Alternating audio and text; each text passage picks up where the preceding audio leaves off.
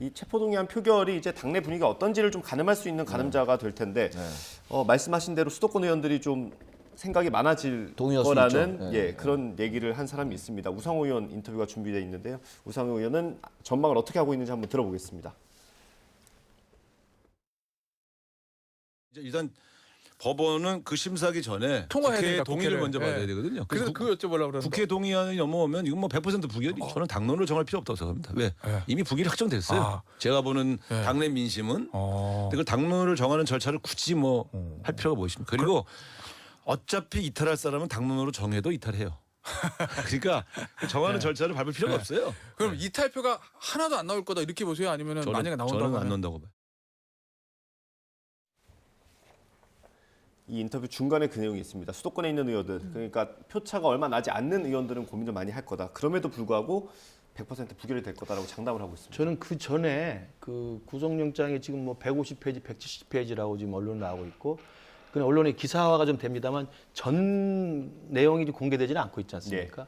그러면 체포영장이 청구가 돼서 국회로 갈 때는 국회의원들은 그걸 다 볼 겁니다. 그러면 구속영장이 청구된 구체적인 사안에 대해서 170페이지를 다 읽어볼 국회의원이 있을지 모르겠습니다만 중대한 사안이니까 아마 읽어볼 겁니다. 그럼 거기에는 그냥 나왔던 언론의 기사뿐만 아니라 좀 더 자세하고 아까 이원석 검찰총장이 자신했던 인적 물적 증거와 자료 서신 이런 것들이 있을 수 있다고 봅니다. 그래서 그걸 보는 민주당 의원들이 이제 평가가 하나 있을 거고요. 두 번째는 한동훈 장관이 이제 법무부 장관으로서 국회 그 체포영장 청구를 했기 때문에 그 체포영장을 통과시켜 주십시오라고 하는 취지 설명을 본회의장에서 해요. 그때 지난번 노웅래 의원처럼 뭐 부설권을 놨다든지 녹취 파일을 설명할 수가 있습니다.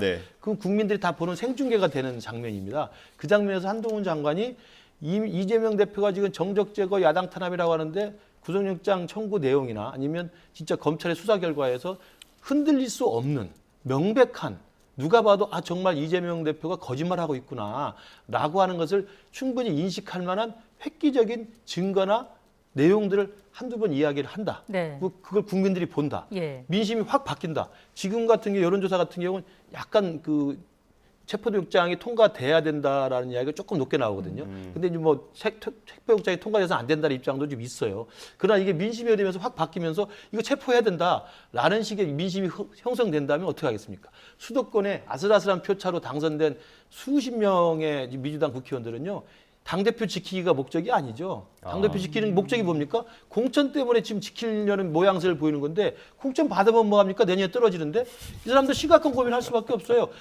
당대표 공천이 문제가 아니라 총선의 당선이 더 큰 목적이죠. 그런데 이 상황에서 이재명 대표를 보호했다가 우리 다 죽는다. 라는 판단이 서는 순간 급격하게 바뀝니다. 그리고 무기명 투표 아닙니까? 투표소 가서 고민하게 돼 있어요. 저는 그런 면에서 보면 어차피 법원에 가서 구속영장 청구될 뿐이지 발부가 된 게 아니기 때문에 법원에 가서 그럼 당당하면 당신 살아오시오 라고 할 수 있는 민주당 의원들의 합리적인 계산도 충분히 가능성이 있다. 두고 봐야 한다고 생각합니다. 가결까지 갈 수 있을 정도의 이탈표가 나올 수도 있다고 보시나요? 제가 아까 말씀드린 그 공소장의 정확한 내용, 한동훈 장관의 그 국민들이 쳐다보는 상황에서 발표 내용, 그다음 민심의 움직임 이 세 가지 조건이 맞아떨어지면 아직 한 1, 2주 정도 시간이 있기 때문에 아까 우상호 의원 같은 경우는 왜 당연히 안 된다고 그러냐면 우상호는 내년에 불출마 선언했기 때문에 국정에 관심이 없어요. 당선에 관심이 없어요. 저렇게 이야기하는 거죠.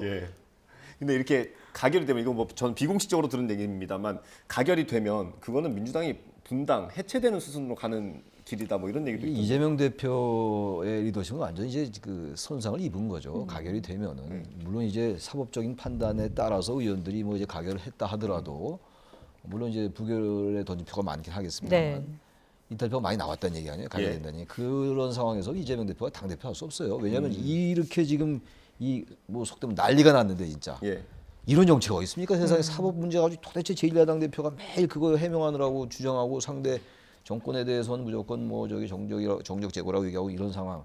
적어도 비정상적인 정치거든요. 정치. 근데 그 상황에서 체포동의안이 가결됐다. 그럼 뭐 여전히 또 얘기를 하겠죠. 얘기를 한다 하더라도 저는 한계가 있지 않을까.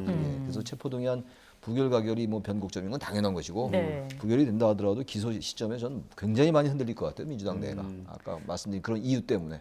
뭐 가결이 안 되더라도 상당수 이탈표가 나온다면 이 대표의 리더십 그 자체가 리더십이 많이 흔들린다고 봐야 되겠죠. 알겠습니다.